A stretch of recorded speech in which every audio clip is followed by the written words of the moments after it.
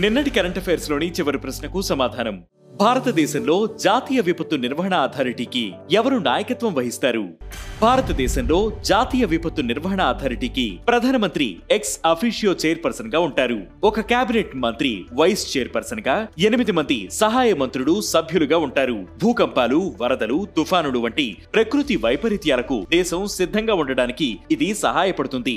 అత్యవసర సమయాల్లో నష్టాన్ని ఎలా తగ్గించాలి, ప్రాణాలను ఎలా కాపాడాలనే విషయాల్లో ఎన్డీఎంఏ ప్రభుత్వానికి మార్గనిర్దేశం చేస్తుంది. ఇక మొదటిది 75 కోట్లకు మించిన ట్రాన్సాక్షన్లకు ఈ కుబేర్ ప్లాట్ఫామ్. జూలై 16 నుంచి 75 కోట్లకు మించి చేసే ట్రాన్సాక్షన్లను ఆర్బీఐ ఈ కుబేర్ ప్లాట్ఫామ్ ద్వారా చేయాలని భారత ప్రభుత్వం ప్రకటించింది. ఇది ఖర్చులను మరింత స్పష్టంగా ట్రాక్ చేయడానికి, రికార్డులను తనిఖీ చేయడంలో జాప్యతను తగ్గించడానికి సహాయపడుతుంది.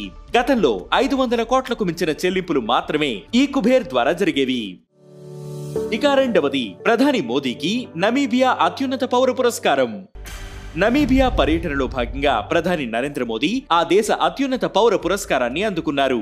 Order of the most ancient Welwitschia mirabilis అవార్డును నమీబియా అధ్యక్షురాలు నెతుంబో నంది ద్వైత్వా మోదీకి అందజేశారు. ఈ అవార్డు అందుకున్న తొలి భారతీయ నేత ఆయనే.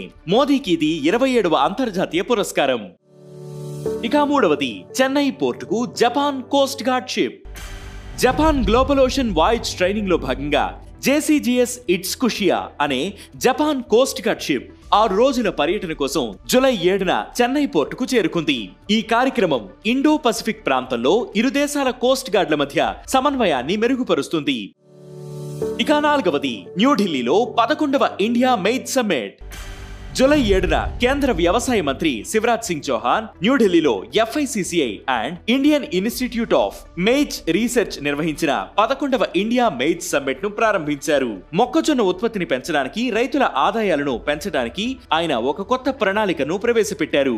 2030 నాటికి E30 ఇథనాల్ బ్లెండింగ్ లక్ష్యాన్ని చేరుకోవాలంటే మొక్కజొన్న ఉత్పత్తి ఏటా 8 నుంచి 9% పెరగాలని ICAR-IIMR director doctor HS Jat అన్నారు. ఇక ఐదవది, కళాసేతు ఛాలెంజ్ ను ప్రారంభించిన MIB.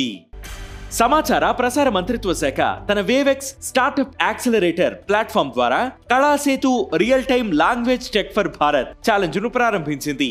ఈ నేషనల్ లెవెల్ ఛాలెంజ్ భారతీయ భాషల్లో ఉన్న టెక్స్ట్ ను ఆడియో, వీడియో ద్వారా గ్రాఫిక్ కంటెంట్ గా మార్చగల AI ఆధారిత సాధనాలను రూపొందించడానికి స్టార్టప్లను ఆహ్వానిస్తుంది. ఇక ఈ రోజు కరెంట్ అఫైర్స్ క్వశ్చన్, అంతర్జాతీయ జనాభా దినోత్సవం ఎప్పుడు? ఈ ప్రశ్నకు సమాధానం మీరే కామెంట్ చేయండి.